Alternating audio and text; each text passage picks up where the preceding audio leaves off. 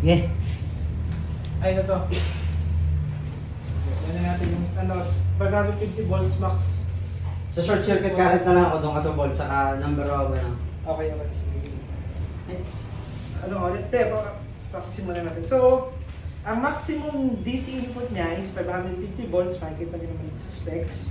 And yung short circuit current niya is 22 amps per array. Yung number hindi.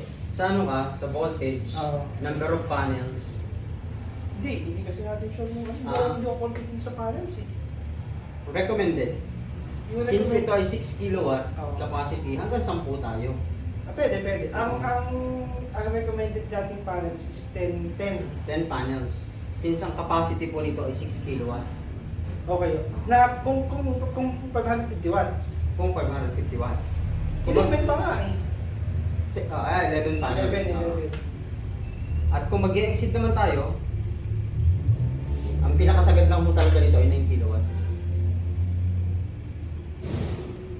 Hindi na ba? Nakakalito kasi. Oo. Yan na lang natin Oh, sige. yung maximum voltage. Yeah. So, ang maximum DC input voltage ito is 550 volts. And ang ISC niya is 22 amps. So, makikita nyo naman yan dito sa technical data sheet dito sa gilid.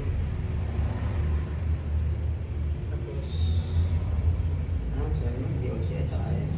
VOC. Yung VOC kasi ng isang panel, Open circuit voltage. Medyo specify mo nga. Parang Open circuit voltage instead of VOC. hindi, walang VOC. Sa panel siya eh. Parang ang kaya niya tanggapin na voltage is 550 volts. Sorry. So, sa panel siya sa inverter. Ang kaya niyang tanggapin ang maximum. Hindi, ibig sabihin, may re-relate mo siya sa panel.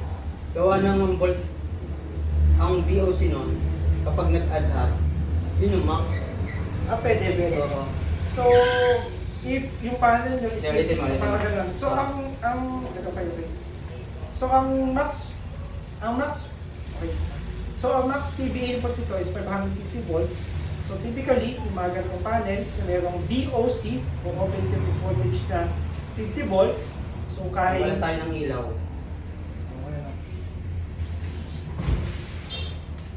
Ano si lighting. Kanina maliwanag eh. Ayan. Ayun, ano? Hindi, kanina sobrang liwanag kaya okay lang eh. Ah, Ngayon, madilim na yan. Okay. So, meron tong maximum 550 volts na input voltage. So, yung typical panel natin may VOC na 50 volts. So, theoretically, kaya nyo mag-accommodate ng 10 to 11 panels.